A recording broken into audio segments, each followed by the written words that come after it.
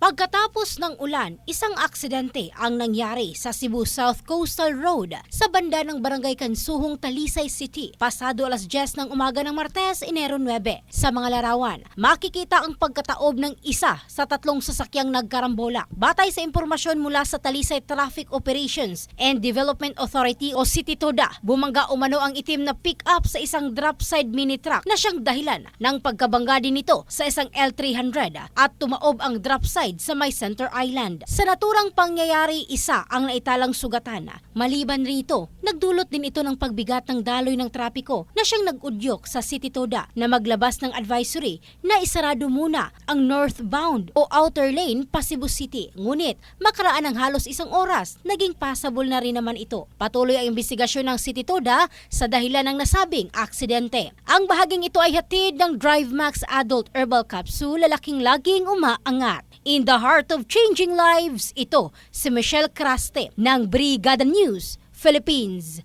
the Music and News Authority.